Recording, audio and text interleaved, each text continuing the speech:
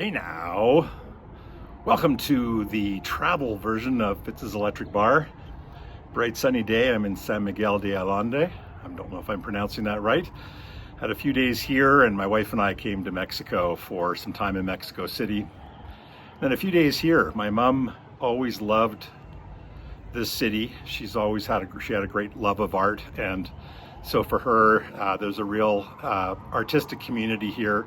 A lot of expats from Canada, the States, and other places. Beautiful architecture, atmosphere, restaurants, that kind of thing. So this is my first visit here. My wife's and my first visit here. Mom passed away a couple years ago, and so I'm kind of looking at the city a little bit through her eyes and imagining what she enjoyed most about this place, and there's a lot to enjoy. My wife and I decided on fairly short notice that we wanted to get away for a little bit, and we decided to come to Mexico and didn't want to do beaches. We wanted to have a bit of a cultural experience. Mexico City seems to be a place that everybody wants to come these days. It's like Japan. It seems like everybody I talk to says that they've either just been or they're looking forward to going or they have a trip planned. Mari and I decided we would come to Mexico City and spend some time. We actually were 6 days in Mexico City. So I really didn't plan on looking up or exploring record stores while I was here, but somehow record stores seemed to find me, or at least that's the excuse I always give to my wife. Lo and behold, one of these record stores found me. We walked in and I met the proprietor of Noisy Records, and his name is Tim. And we started in on a nice dialogue. In fact, as I entered the store, there was a gentleman who was talking about his recent discovery of analog productions and audiophile records. And so we started chatting a bit about that and some of the music and things that he was interested in. And then after he left, Tim and I engaged in a really nice, long conversation. And as we started in on it, I thought, you know what, this is, I think, quite interesting. I would, interview him or ask him some questions about what is it like to run a local record store, mostly used vinyl, some CDs, some new, but mostly used vinyl in Mexico, in San Miguel. And, who are his customers? What kind of stuff are they looking to buy? Because this is a big expat community, was he selling it a lot to local expats? Was he selling it to local Mexican people, young, old, and what kind of things were people interested in buying here? What were the purchasing habits? So all of that will follow in my I think two-parter probably, because we chatted for a long time. We pushed back his closing time and chatted about a lot of different things. We talked a lot about, I guess, some of the history of music in Mexico, the apparently a ban on rock and roll for many years, a great interest among the local people for both 80s music and disco music. And you'll hear more about that right from the horse's mouth from Tim and some of that conversation. Hopefully you find that interesting. We're also really enjoying our time here in San Miguel. We're heading off back tomorrow to Mexico City and then flying home. The restaurants, the streets, they're a little, as you get a bit older, they're a little bit hairy in terms of walking on the kind of cobblestone and everything. But boy, they just looking down the streets and the atmosphere and the places, the restaurants, some really great restaurants. We're going to a place that I'm going to post a little video of my wife out front, but just walked in and Miles Davis music was playing nice and loud. It's a place that was established in 1920, so over 100 years old, with these saloon doors as you're coming into the restaurant and bar, and just some amazing seafood. So we're really loving that.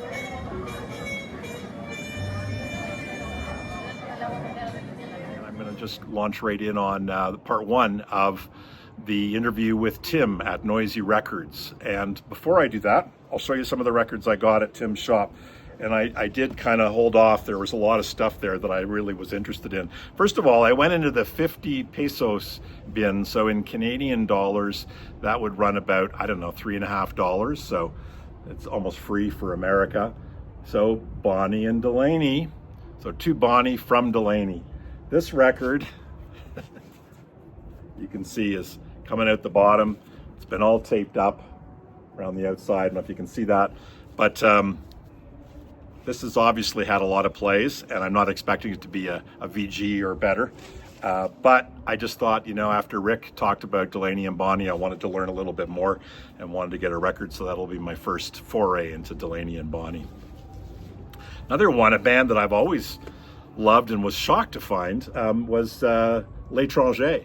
And this is running out of Funtown. I have one of their EPs, also a 12-incher, Innocent Hands, but this is new to my collection.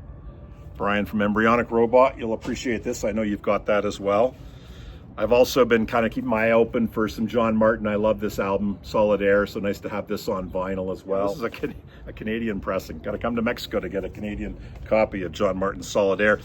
I've talked often on this channel about how much I really love Bert Jansch and his band before he did solo work, Pentangle, and this is one that I've wanted to get for a while. This seems to be in really good shape.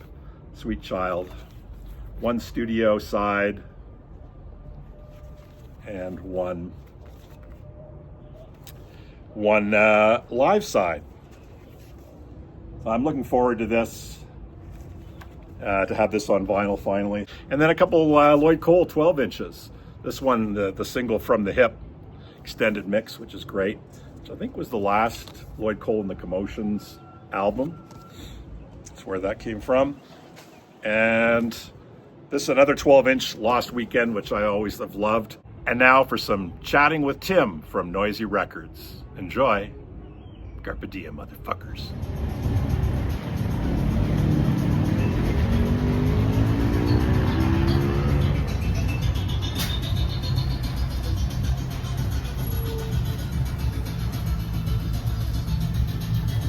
Are you paying with a card?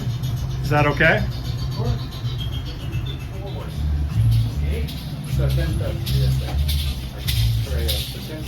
o 77. No, ahorita tengo solo out there. This is the also change. Sí, ahorita tengo. Mira, es posible para encargar. I know. So you've got like a whole bunch of stuff here, which I love the name of your record store. I'll let you say it. Noisy. Noisy, I love that. And so you've got an interest in punk, but obviously beyond that. But the punk is a part of a through line through it, or is Noisy partly used records? It's mostly used records, and mainly because where we're at, right? Smallville. And it's like in the center of Mexico in a small town, like for record store day. If I go and buy all the hip record store day releases, how many people are going to actually walk? You know what I mean? Right. So it's easier to just keep it used, and when people, like Eric who just walked out, like people who live here or who visit here, if they say, hey, I'm looking for X, Y, and Z, then it's easier to know somebody wants that and whatever. Right. But as far as the punk, like what I've learned, and it's weird regionally, what people are into, I think, is that, you know, for a while in Mexico, rock music was banned. Oh, right. And so there's a lot that went by that a lot of people didn't get. And they, for whatever reason, like punk and metal, they're always hungry for it, you know? So is that both young and old? Like, Yeah. And also it's just kind of like, from being around it, as you know, you hear of certain titles, and when you come across an original X, Y, or Z, you know, like someone's going to want that, you know, or everybody always wants that, yes. You know. So you get it, and it just so happens Mexicans are crazy for disco and new wave, anything from the 80s. Wow. But I grew up during that time too, right? Yes. So I love the 80s, I love the 70s. Yeah. So, but again, it's kind of like if I have a chance, if somebody has a collection and you see, I don't know, a bunch of Depeche Mode or Cure that you know is hard to get hold of, yeah. Of course you snatch it up because, yeah. You know. Well, I just noticed, I just went into the C section and I found lots of Lloyd Cole 12-inch singles. So it's like, oh great, I've got the albums, now I can get some of the singles. So. Yeah, and I actually have a few still down here because I didn't have enough room out there. Well, you'll be having more room after I'm done here today. So Tim, the San Miguel seems to, again, I'm day 2 being here, but seems to have an older expat community of, like, you know, from out of town, right? So does that, do you think, impact? I mean, this is your world, but do you think that people are interested in stuff that might be different than, let's say, Mexico City or other places like that? For the expats or yeah, for the people? Well, I guess, how much of the purchases are done by expats here versus? Not much.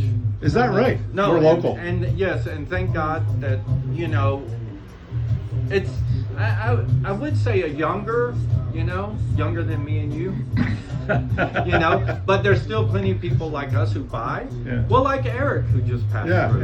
Yeah.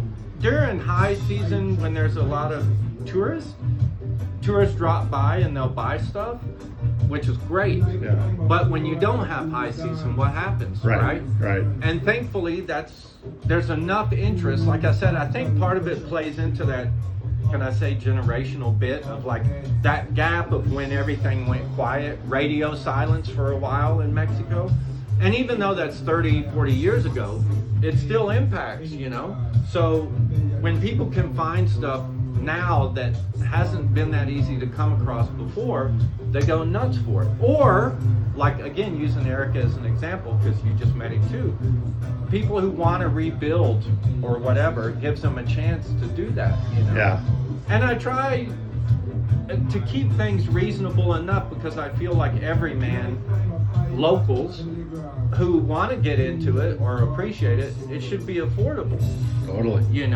But on the other side of that, right, when you get that, like we were saying, that rare record that you don't find anywhere, dude, market value is market value. You know what I mean? Well, and it doesn't matter where in the world, it seems like everybody's on Discogs and everybody knows what the value of a record is now, anywhere, right?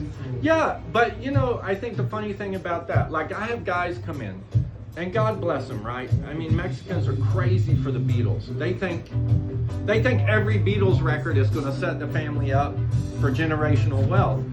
It's not so.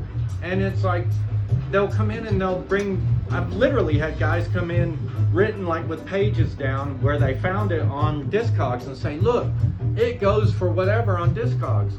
And I'm like, yeah, but in what condition? And whatever. And I say, look, just to let you know, and I'll pick up a crappy record and I say, we can enter this record in now into Discogs and I can put a $10,000 price tag on it. Does that mean, you know what I mean? Right. I can claim I saw the record on Discogs for $10,000, but that goes back to like what we were talking about earlier, like being in your local shop, I think matters more, because when you can pick a record up, open it, look at it, and then you see, does the price justify? Yes. Yes. Whereas on Discogs and eBay, anybody can say, like, what's your definition of near mint or BG? Oh, I've been disappointed before. Let's put it that way. Yeah. And that's the beauty of when everybody can do this online. It's easy, yes. Yeah. But like you're doing today. Yeah. If I had put whatever on those records you're grabbing, BG, and you look and you go, Yeah. Or I could say, my opinion is good, and to you, you're like, dude, that's excellent. Well, and some people put more value on, not more value, but a lot of value on the covers and the condition of the covers. And sometimes, as you know, you can have, I'm going to be getting a Delaney and Bonnie record that is so beaten up, and I don't expect it was in your 50 pesos bin, right? So I just have a friend who's totally into them, and I don't know anything about them. So this is going to be my intro. You really don't know anything about them? I don't know anything about them. He did a thing on my channel, and it was the Delaney, Bonnie and Friends, the live one with Eric Clapton. And it was just so informative. But yeah, for some reason, there's always like blind spots. Like there's stuff that I don't really know. Like when I was in high school, so I'm 65, it was all Aerosmith, Bad Company, Foghat, that stuff, right? And then in 77, I went to see Iggy Pop with David Bowie. And I only went because David Bowie was playing keyboards. And I left that show going, I don't know what the hell happened, but I think everything's changing. And I just stopped listening, completely stopped on a dime to that stuff.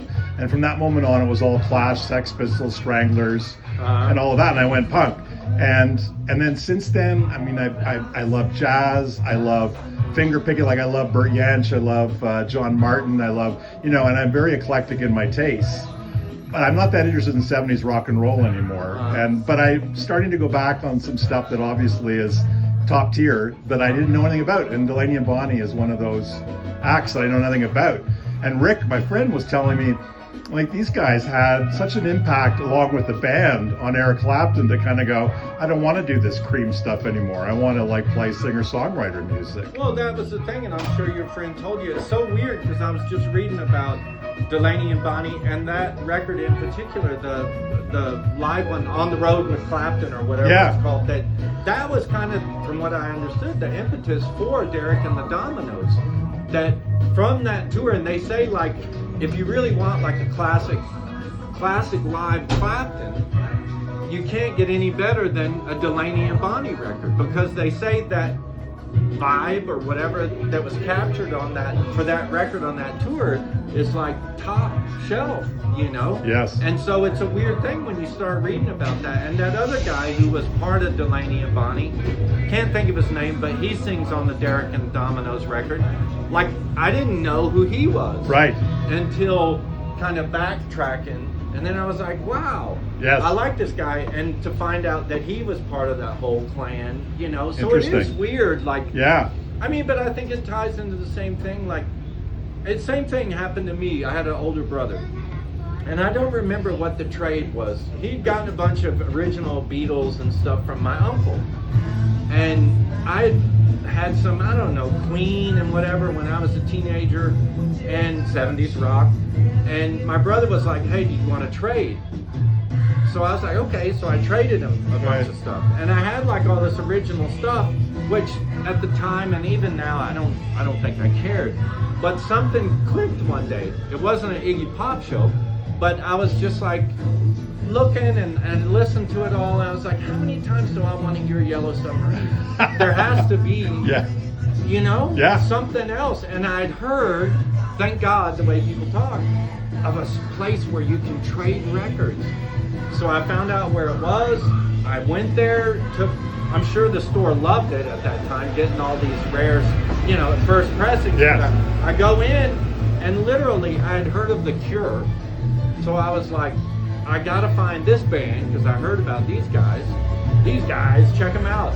And then it was literally like going through the bins, like, that looks good, I'll try that, you know, because of the covers or because of the name. And it's like you, like I said, it wasn't as exciting as the Iggy show, but just you do that and you're like, there's no need to go back. No, but I also find it interesting, the stuff that I go back and still listen to. So the transition, one of the transitions besides the Iggy show was probably like Lou Reed, Bowie, Roxy Music. And I still love that music, and I still play that music, and that still matters to me in a way that I can't get excited about all the other Bad Company, Aerosmith stuff. It's fine, but it's just too linked to my early teen years, and yet that bridge, like, sort of whatever you want to call Bowie and Lou Reed and everything. Freaks. Yeah, freaks, right? Yeah, really, when things were just a little bit odd, and some people thought you were a fag for liking that stuff, and it's like, well, I'm okay with that. I like this stuff. You can call me whatever you want. Exactly. You know? But you know, it's a weird thing, because it puts you on that, when you discover that new music, new sound, that it throws you on that other trajectory, and you got a long way to go, right? But likewise, I think you keep going, and then you want to discover, and then you realize, like, you know, I've been looking forward so much that you hear these names that you're like, I've never really given them a time of day. So it's like, hola, no tengo nada, pero, and so like, people laugh when I tell them I didn't own a Pink Floyd record till I was in my 40s. Right. You know? Yeah. And then I went back and I thought, wow, this is great, you know? And now it sounds awful. Me and my brother joke about it. I'm all about like third tier 80s metal, because at the time when it was cool, I was total new wave. Right. You know? But now I go back and I say, you know, that Stone Fury record was pretty damn good. Right, know? right. And even second, third rate 70s guys like Backstreet Crawler, which was, you know, a spin-off of Gossip, Free. right? And, You're just like, so I appreciate totally what you said about Delaney and Bonnie, but that's the beauty, right? The more you dig, I hate using that term, but the more you look and appreciate, the more you appreciate and the more you look. Yeah. So it's a great, well, you know. If you, like a lot of people who are not super passionate about music, they kind of, their musical tastes live and die from their teen and early 20s. But, you know, they're just some of us who just, and I'm going to sound self-serving, but who just love the discovery, you know, just want to find new things that just really get me excited. Mm-hmm. And even some of the stuff which is really mellow that I like now, like, do you know about library music? No. So it sounds so pejorative, but it's this, like instrumental. It's kind of got a bit of ambient, a bit of soul, a bit of funk. It's very mellow, but it's not like Michael Bolton mellow. But there's this guy, Greg Fote, who's an English guy, and I think he's often put in the jazz category. Sven Wonder, who I think is Scandinavian, and they're just awesome. Like, and their sounds are really good, and it can be sort of, you can put it on and do other stuff, which again can sound pejorative, but it's also really nice to kind of like turn up, and it's like Sunday music, you know, rainy day music. It's the kind of stuff where my wife can come in the room and she doesn't then leave immediately. And we can both enjoy it, you know.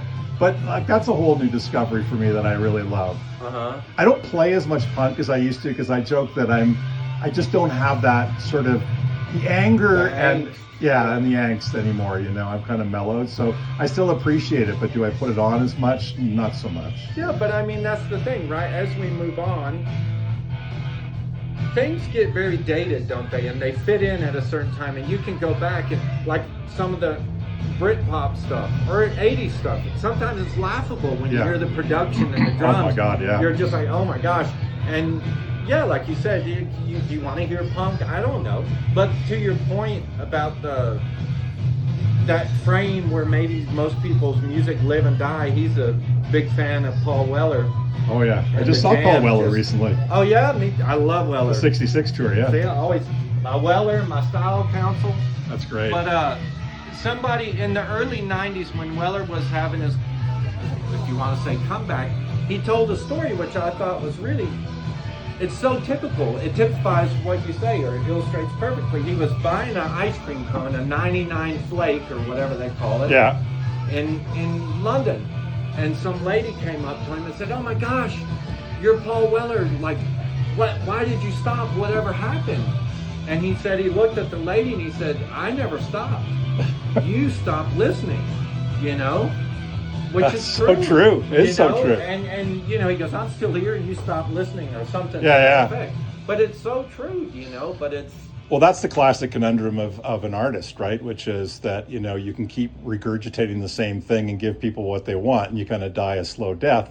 Or you keep creating and you evolve, and many artists like start to go into areas that they didn't before. I mean, the Style Council can work or not. Yeah, but you appreciate it as from an artistic standpoint. They need to be stimulated, otherwise they're just in a factory pumping out the same old product, right? And yeah, the Style Council, when the Style Council first came out, I was kind of like, whoa, this really seems almost neutered, until I realized that the influence of the soul came through much more than it did in the Jam. I mean, it was there with the Jam, but Style Council much more, right? And then same kind of thing with Strummer. When I was such a Clash fan, and when they did the stuff with the Mescaleros, at first I just kept missing Mick Jones and Topper and everything. And then I came to love the Mescaleros, and now I'll put the Mescaleros on before the Clash. Not because it's better, but just somehow that music I find more interesting right now than the Clash stuff. Well, but that's a good illustration too, because like, It's festival day. nothing goes better talking about Strummer than seeing a parade of Indians. Yes. But the thing, like with the talking about punk and stuff, you know, it can be so restrictive sometimes, and like the Clash themselves getting into the dub and all that stuff. Yes. That, well, it's the same like with Weller and the Soul, like from the later Jam stuff and how he spun off into the Style Council, and look at Strummer, what they were doing in the Clash. I mean, Jones kind of went off in a different direction, like more beatbox, whatever. Yeah. Big Audio Dynamite. But Strummer, the Eastern influences, the Indian stuff, and everything that he, Totally. you know, and that soundtrack he did to Walter. Have you heard that? Great. Oh, which one is that? To the movie Walter. Oh, I haven't. I heard that one. Gosh. It's music that would fit in here with this. It's all like old-timey, whatever you want to say, like an old dusty Spanish or Mexican town. It's total like Spanish Mexican music, and who would have thought that when you're here in London Calling? Yeah. I mean, that's the great thing. Likewise, when do you stop? Like, it's amazing now how people still freak out on The Cure. Yes. No offense. Yeah. You know, I was a huge Cure fan, and I heard I had the new album in the shop, and I listened to it, and I thought, it's good, but... Yeah. But... Yeah. You know, isn't it Yeah. time to stop Yeah. or do something completely different? You Absolutely. I mean, I found like for many years, up until maybe it might have even been around the pandemic. I don't know if that was a coincidence, but my nature was to always be looking for new music, like stuff that was coming out that was new, stuff that was coming from England or from, different, and a lot of post-punk or new wave. And now I spend most of my time discovering older stuff. I don't listen much to stuff that I listened to from before. That's a different point, right?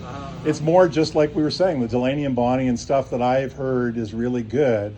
Or Bert Jansch and Pentangle. I'm going through a Pentangle thing. It's like, I'd heard of them, but I'd never listened to their music. But I'd rather go in and listen to Sweet Child by Pentangle right now than I would maybe the latest, I don't know, Fontaines DC. I don't really necessarily have to pick on any band, but I don't need to have the latest new stuff, because in some ways, a lot of that stuff is disposable for me. Like, I'd listen to it and move on.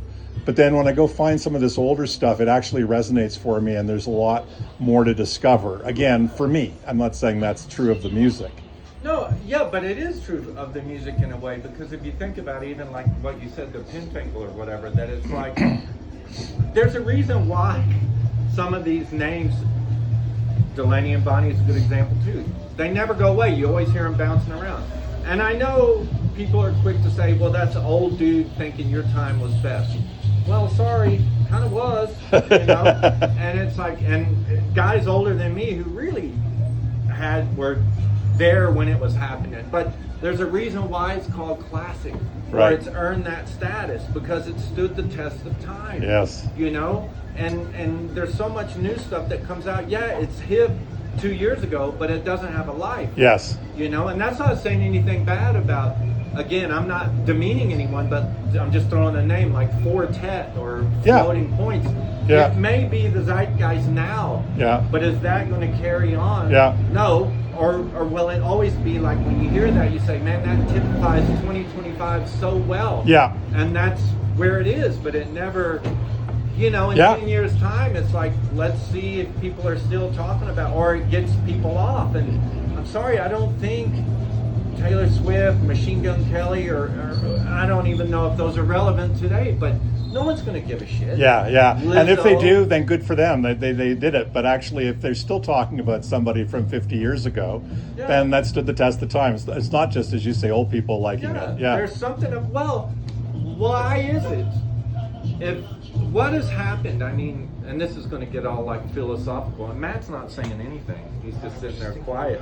But, what is it about society today that has, this sounds awful, but like, where's the heart and soul? Yeah. Because when you look, especially soul music, hip hop, even in the electronic stuff today, why are they pilfering Kraftwerk or Harold Melvin and the Blue Notes or the Beach Boys or whatever, and they keep doing it constantly, or Fleetwood Mac? Yes. Why? Yeah. Why? You have to ask that. It's like, there's something about that quality. Maybe it's when they were little, their parents listened to it and it's ingrained in them. Yes. I don't know what it is. Or as they get older and they realize, like your buddy talking about Delaney and Bonnie, like, there's something really nice about that.